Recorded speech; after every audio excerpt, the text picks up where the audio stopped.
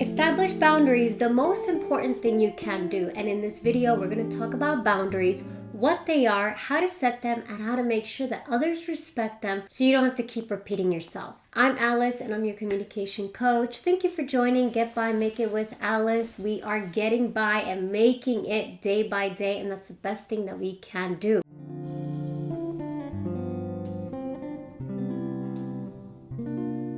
What are boundaries? Boundaries are these physical and metaphysical or spiritual, let's call them rules of engagement. Some people call them walls, but let's just call them rules of engagement or social rules that you establish in your relationships.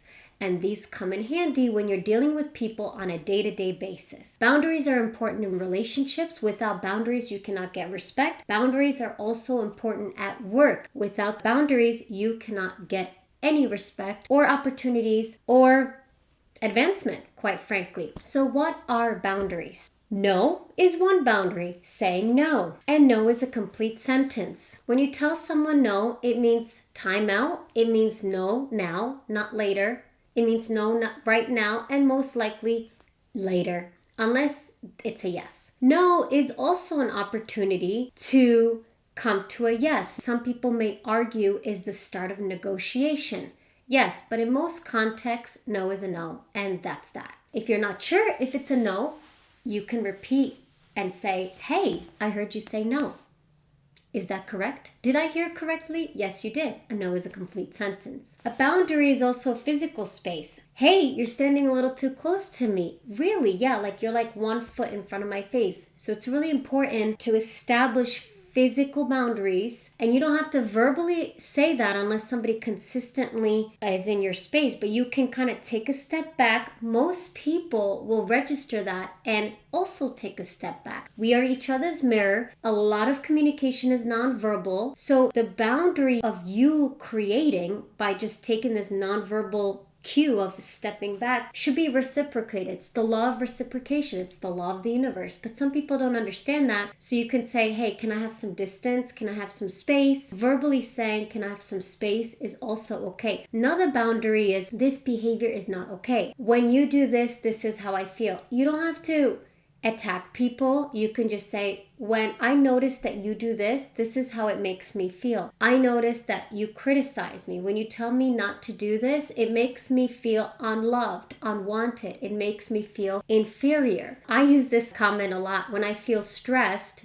emotionally or psychologically because the person is not respecting or acknowledging my feelings. I will say, I feel psychological stress because of this action. The boundary doesn't have to be physical. It could be emotional. It could be spiritual, psychological. Boundaries are everything. If we don't have boundaries, we don't have a way to navigate life. We don't have a way to continue to be empowered. Empowerment comes from establishing boundaries. It comes from knowing your value. When we know our value, we can ask for the things that we deserve. And of course we work hard. And of course we want to all succeed. It's human nature. We want to feel loved. We want to feel connected. We want to feel at peace. A lot of what's been coming up is mental health and the inability for us to feel peace. Our bodies are homeostasis. They're supposed to be in homeostasis. When we don't have boundaries, it creates disruption in our bodies, in our minds. So we can never be in ease. And if we're not in ease, we are in disease. So really think about what is a boundary? How do you communicate those boundaries? Maybe you've never done it. Like it took me a while to communicate my boundaries and identify what those are. For me, what's really important is the words that you say and how you say it. I mean, I hold myself accountable as well. So I want to know from you, what are some boundaries that you struggled with? What are the boundaries that you've learned later in life that you wish you would have known earlier? And if you put these boundaries in place, do you still struggle with it? And sometimes we can communicate all that we can. That person doesn't receive the information or they don't want to. Sometimes I question, like, did you just not care? Or do you have a different agenda? Do you purposely get aroused from disrespecting me? Some people purposely get aroused and excited. So it's really important to focus on what are boundaries that you're both comfortable with, and that becomes the foundation of your relationship. And remember that